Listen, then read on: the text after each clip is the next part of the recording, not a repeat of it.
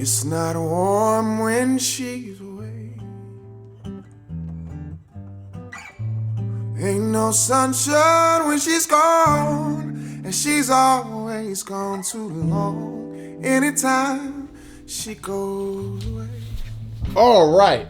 I am going to try to make this very concise. I've done a great job so far of making semi-short tutorial videos. This one may go a little longer, but I just want to break down lighting right now. And I've, for the most part, used only 2 lighting methods for the past year or so, maybe 2 years, that I really enjoy. And they're very, very basic that many people can do. It doesn't take a lot of thought to do this. Let me just break down how I do this. I could start off with a color grading video or a video editing, but I believe that all of that doesn't matter if you don't have a good raw video. Color grading is not to make bad videos look good or mediocre videos look good. It's to make good videos look better. And so that's what makes me think I should make a lighting video first. So you already sort of see my setup since I'm so zoomed out, but let me just talk about what I have and then I'll start explaining my thought process as to why I light my videos this way. So first off, my main light source is an Aperture 120D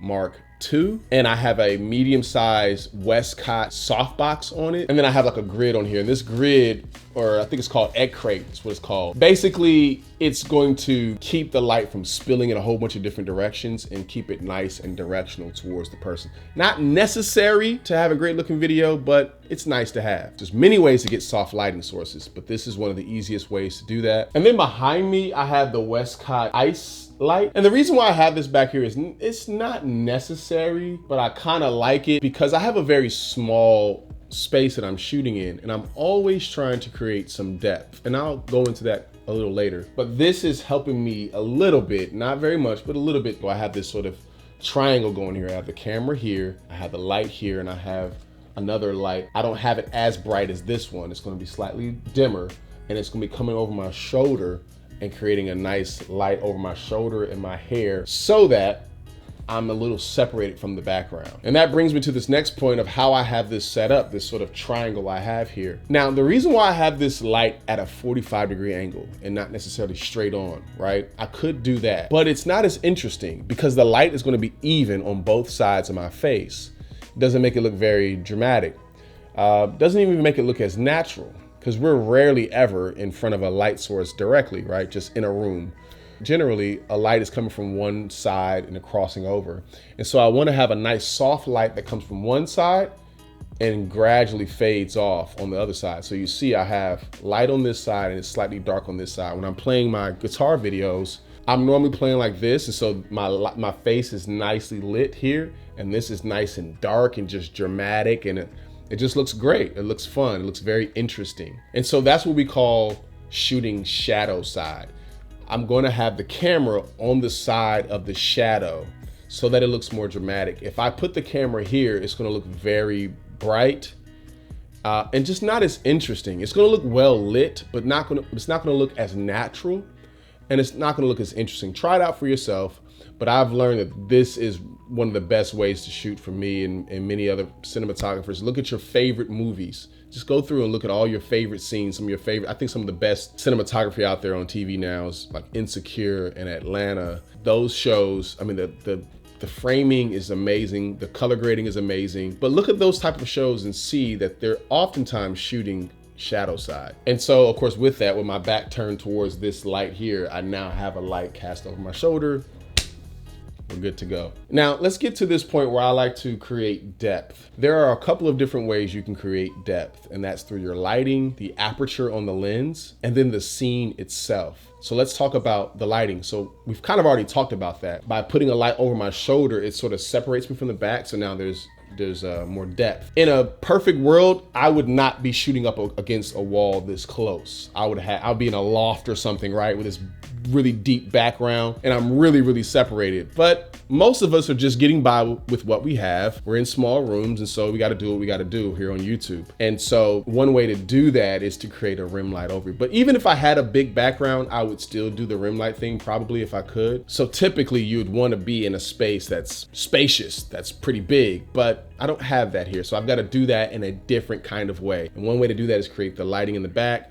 Of course, like we said, creating a shadow on the face, so there's not a flat lighting on the front, but there's a nice natural gradient. That's one way, through the lighting. Another way is through the aperture on the lens. You know, if you have a lens that is like a 1.8, 1.2, even 2.0 aperture, that creates a nice blur in the background. But also, if you notice, I have a 1.8 lens on here right now, but there's not a lot of, it's not a very shallow depth of field in this shot. Pretty much most things in this shot are probably going to be in focus because I'm shooting on a 20mm lens. It's pretty wide.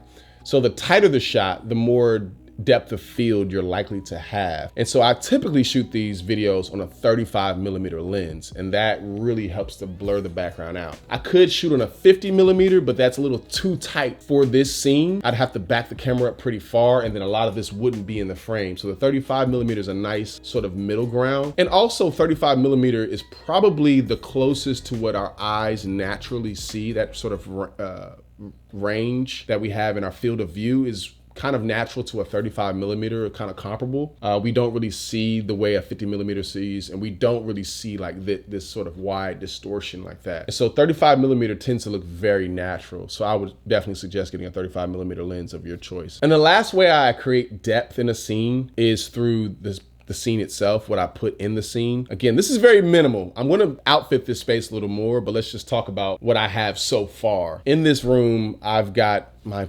staghorn fern plant that's really struggling because I thought I was supposed to clean the leaves off. This white stuff was growing on it. Apparently it's supposed to stay on there, and now it's dying. But in any case, you'll see in some of my cover videos that I have this in the foreground, or in other videos, I've had other things in the foreground that are out of focus that sort of creates this this depth that I'm in the middle of it. And so it leads the eye somewhere. I have this natural leading of the eye, this out of focus plant that leads to my face that's nice and lit and in focus. And then in the back, I have plants and other things that are in the background to make it interesting that are going to be out of focus. And even more particularly lights, practical lights, what we call it, and like a lamp. Even in the daytime, I'm gonna have that lamp on because it's just cool to have. It's why not have it on rather than off. So you can think of little things you have, little light bulbs or lamps or things that you have to light up, put that in the background, and that's gonna be kind of blurred, out of focus, and it creates depth in your shot. All right, so that's my main way that I've been shooting. Let's go ahead and rearrange to another way that I've shot my videos in recent past.